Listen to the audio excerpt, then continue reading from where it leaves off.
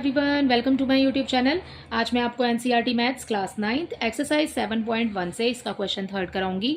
देखिए question third है, AD and BC are equal perpendicular to a line segment A B. यहाँ पर आपको इस क्वेश्चन में एडी एंड बीसी, ठीक है, दो लाइंस हैं और इसके ऊपर एक परपेंडिकुलर है इक्वल जो कॉमन है, ठीक है, परपेंडिकुलर बना हुआ है विच इज ए बी, ठीक है। Show that C D bisect A B, आपको शो करना है कि ये जो लाइन सी डी है ये बाइसेक्ट कर रही है लाइन ए बी को, ठीक है। देखिए सबसे पहले तो हम यहाँ पर हमें दो ट्राइंगल मिले हुए हैं, ठीक है, which is B O C and triangle A O D इस क्वेश्चन में, ठीक है। तो हम सबसे पहले इस क्वेश्चन के अंदर अपने ट्राइंगल लिख लेते हैं। इन triangle BOC and triangle AOD, ठीक है, दोनों ट्राइंगल हमने लिख लिए हैं, ये वाला, ठीक है, और ये वाला, ओके। इसके अंदर देखिए अब आपको एंगल्स दिए हुए हैं, परपेंडिकुलर दिया हुआ है इस क्वेश्चन में। तो परपेंडिकुलर क्या होता है? परपेंडिकुलर सीधी रेखा होती है, ठीक है, और जिस पर 90 डिग्री के एंगल बनते हैं, ठीक है। तो ये हो गया आपका परपेंडिकुलर। यहाँ पर एंगल बी और एंगल ए दोनों ही हो जाएंगे 90 डिग्री के, ठीक है। तो हमें जो क्वेश्चन में सबसे पहले दिया हुआ है हम वो लिख लेते हैं। क्वेश्चन में दिया है हमें ए डी, ठीक है, एंड बी सी। तो हम यहाँ लिख लेते हैं A D equal B C, ये हमें गिवन है, ठीक है। और सेकेंडली अभी जो मैंने आपको बताया कि एंगल्स लिख लेते हैं, angle A equal angle B, ठीक है। ऐसा क्यों है? क्योंकि ये परपेंडिकुलर है, ठीक है, परपेंडिकुलर है तो 90 डिग्री के एंगल बनेंगे, ओके। और थर्डली देखिए यहाँ पर ये जो लाइन है ए बी जो है इसको सी डी काट रही है, ठीक है, और यहाँ से हमें पॉइंट मिला ओ, ठीक है।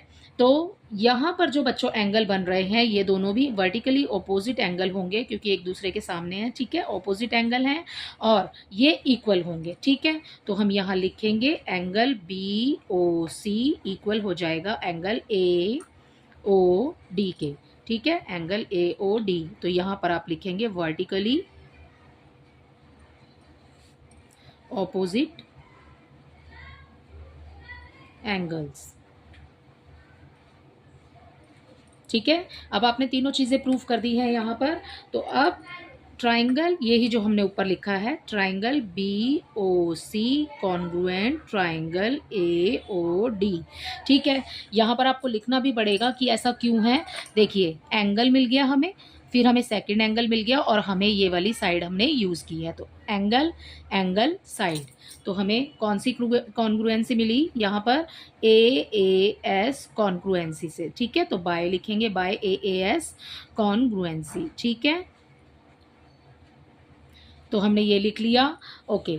अब यहाँ पर देखिए इस वाले ट्राइंगल में ओ बी, ठीक है, और इस वाले ट्राइंगल में ओ ए इक्वल हो जाएगा लाइन ओ बी के, ठीक है। ऐसा क्यों है? By C P C T, ठीक है, corresponding part of congruent triangle, ठीक है। ये कॉन्ग्रुएंट ट्राइंगल हमने प्रूफ कर दिया है, उसके कॉरस्पॉन्डिंग पार्ट्स हैं तो इसलिए ये इक्वल हैं। इस क्वेश्चन के अंदर आपको ओ जो है, ओ है हमारा मिड पॉइंट। इस क्वेश्चन में हमसे ये पूछा है ना, शो करना है हमें सी डी बाइसेक्ट कर रही है ए बी को, ठीक है। तो हम यहाँ लिखेंगे ओ इज, ठीक है, mid point, O is mid point of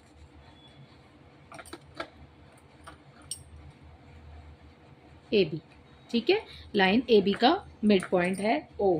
सो हम कह सकते हैं so C D bisects line A B, ठीक है। आपको जो ये लाइन दी है ए बी, इसको सी डी बाइसेक्ट कर रही है क्योंकि हमारे पास ओ जो है वो एक मिड पॉइंट दिया है हमें, ठीक है, मिल गया है हमें इससे। तो इसी के साथ आपका क्वेश्चन नंबर 3 कंप्लीट होता है। आई होप ये क्वेश्चन आपको अच्छे से समझ आया होगा। Thank you.